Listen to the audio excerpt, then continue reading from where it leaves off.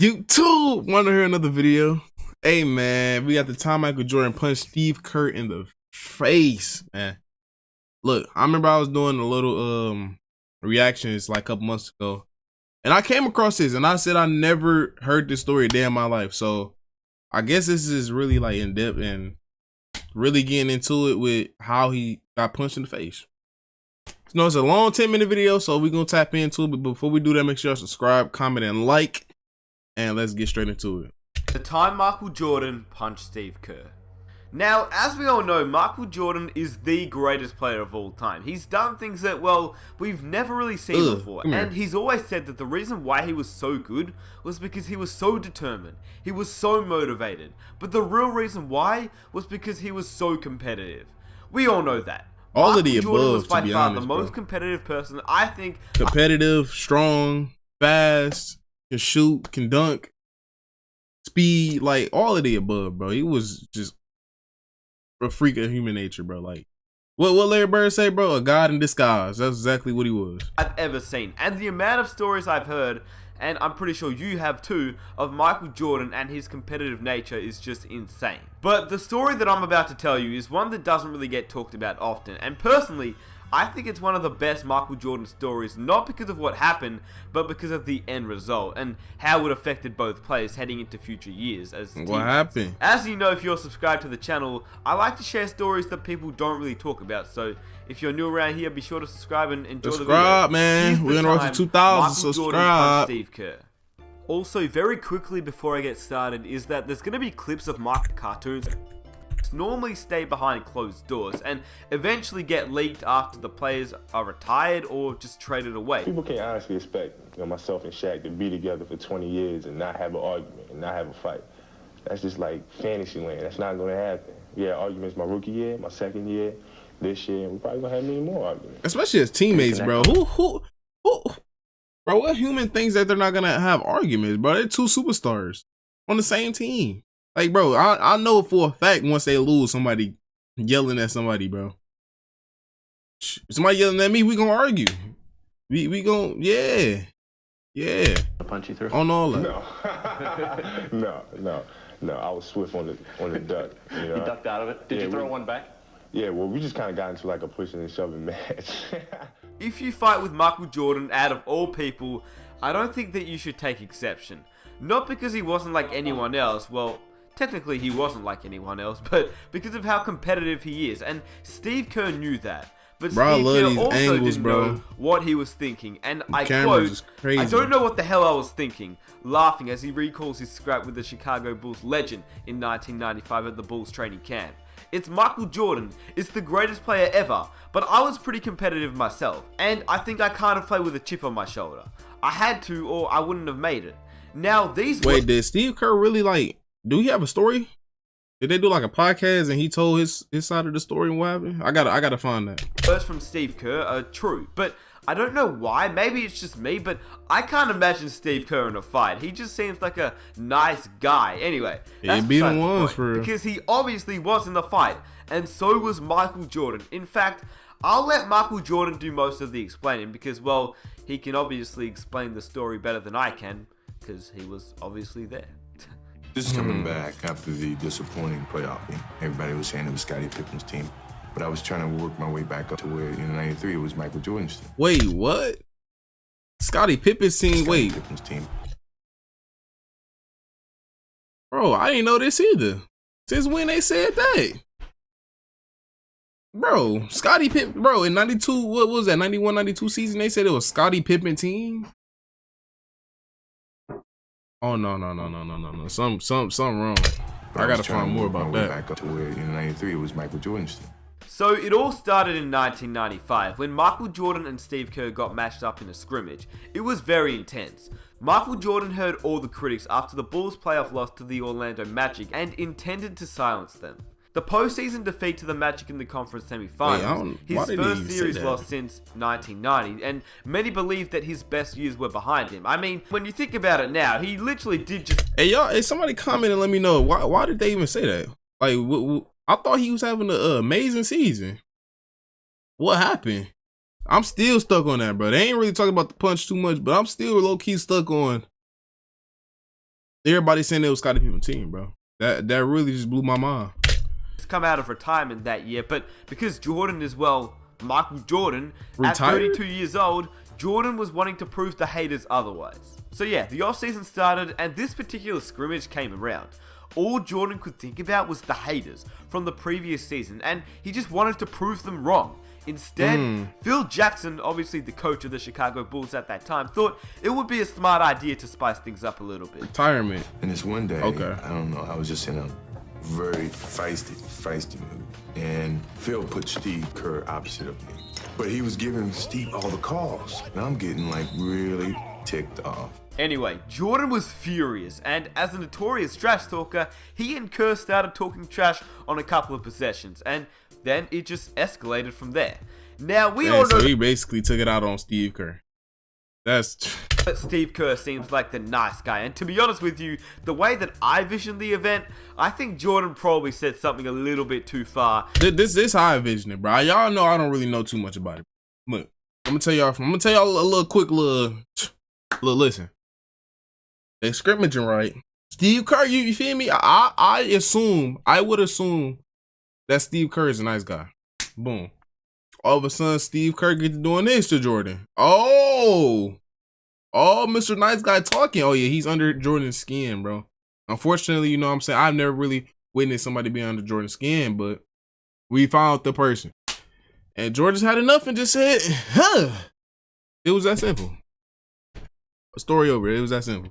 And that's how it all clicked. But I couldn't tell you for sure since I obviously wasn't there. Steve Kerr then says, I took exception to something he said.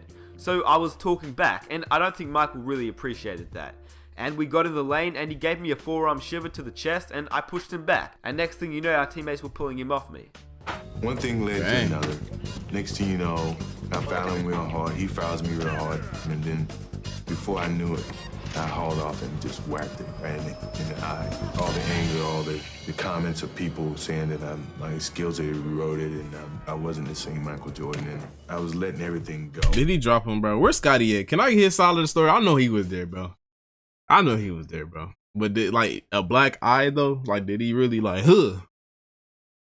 Of course, Steve Kerr got the worst part of the incident. I mean, he ended up with a black eye, but that's pretty much what happened to most players when they challenged Michael Jordan. But the thing was, and this is the main reason I wanted to make this video, is that after the fight happened, Steve Kerr earned Michael's respect. But yeah, Steve Kerr, only 6'3" against Michael Jordan, you would assume that he would get the worst of it, and he did. He ended up with a black eye. He threw some punches before, it was all broken up too, so good on him. Like, I can only imagine, like, what Steve Kerr really going through. Like, at this time, bro, he like, hey, it's Jordan, bro. Like, what am I gonna do? Ask for a trade? Bro, I'm guaranteed a ring here, bro.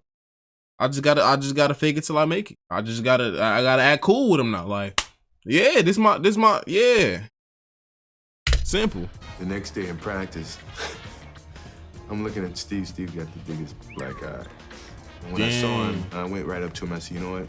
I'm totally sorry. I just lost my temper. He says it was partly my fault, too. I knew not to push you. We two grown men and teammates stood there for almost 20 minutes apologizing to each other. From that point on, I've always respected him. He didn't give up. He fought back. You know, he may have gotten the worst end of it. But wait. Why from that point on, though, Jay? Why you didn't respect him as a teammate before? I thought that's what teammates is all about. You know what I'm saying? You gotta have some type of trust to pass on the ball and 3-2-1 buzzer beater. You gotta have some type of trust. I respect it. Now, the fact that I found really interesting and completely forgot about was the fact that Steve Kerr and Michael Jordan didn't really have much of a relationship at this point. They'd only played together for 2 months, so the fact that Steve Kerr actually retaliated to Michael meant that Steve Kerr most definitely made Wait, they only played together for 2 months? Forward. Jordan explained after the incident that he apologized. And I called back to the Bulls practice facility, and they gave me Steve's phone number, and I got his answer machine. And I said, Steve, I am so sorry. My anger got the best of me. I really am trying to get myself back to where I once was, and it was just something that shouldn't have never happened, and I truly apologize for it. Now, the thing that I love about this whole story is what actually came up after the fight. I mean, we all know that Steve Kerr, as a man who was one of the nicest guys in the NBA landscape, but the fact that he protected himself was the right thing to do. He says that he was embarrassed by how he was being treated. And look, I ain't gonna lie, no matter who you going up against. If you protect yourself, if you attempt, that shows the type of person you are, bro. He a man at the end of the day. That's what he gotta do, bro. He only responsible for himself in that gym, for real. He wasn't going to put up with it. He also said that it was a totally different relationship from that point on. I bet. There was also mutual respect, with Kerr feeling that Jordan trusted him on the court more in important situations, which we now know is obviously true. Just look at the time Jordan trusted Kerr to take the game winner in the 1997 NBA Finals. That's what I'm saying, bro. Crazy. His career was on the line, and he passed Kerr the ball. He comes off. I'll be ready. 6 seconds. 5. Michael in traffic to Kerr. 15-footer.